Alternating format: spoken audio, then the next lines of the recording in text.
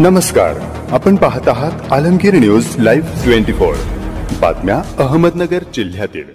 प्रभाग क्रमांक 1 मध्ये माजी विरोधी पक्षनेते संपत बारस्कर यांच्या प्रयत्नातून जय भवानीनगरमधील अंतर्गत रस्ते काँक्रिटीकरण कामाचा लोकार्पण सोहळा संपन्न। बिस्तबाग महाल नगर शहराचे पर्यटन केंद्र बनले जाईल। आमदार संग्राम जगताप। नगर शहराच्या पर्यटन विकासाला चालना मिळावी यासाठी महायुती सरकारच्या माध्यमातून बिस्तबाग महालाच्या सुशोभीकरणासाठी 5 कोटी रुपयांचा निधी प्राप्त झाला असून लवकरच त्याचे काम पूर्ण होऊन नगर शहराचे पर्यटन केंद्र बनले जाईल।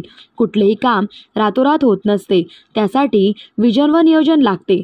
तीच मंडळी सकारात्मक काम करू शकतात। आरोप हा काम करणाऱ्या व्यक्तीवरच होत असतो, जो काम करत नाही त्याच्यावर कुठलीही चर्चा होत नसते। आता परतीचा पाऊस सुरू झाला असून छत्र्या येतील, निवडणूक संपली की ते गायब होतील, हे आता महापालिका निवडणुकीपर्यंत चालू राहील।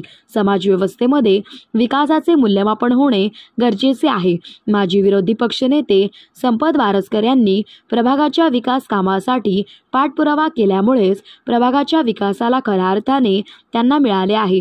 ग्रामीण भागातून शहरात आलेल्या नागरिकांना सुखसुविधा देण्याचे काम आम्ही केले असल्याचे प्रतिपादन आमदार संग्राम जगताप यांनी केले।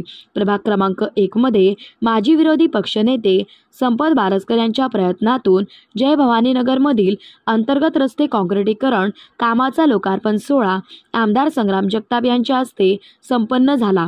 यावेळी मनपा माजी विरोधी पक्षनेते संपत बारस्कर, माजी नगरसेवक डॉक्टर सागर बोरुडे, माजी नगरसेविका मीना चव्हाण, जय भवानी मित्र मंडळाचे अध्यक्ष संपत बारस्कर, अरुणा आहेर, अनिल देवकर, सिद्धार्थ काळे, विठ्ठल खेंडके, भाऊसाहेब पिसाळ आदीसह नागरिक मोठ्या संख्येने उपस्थित होते।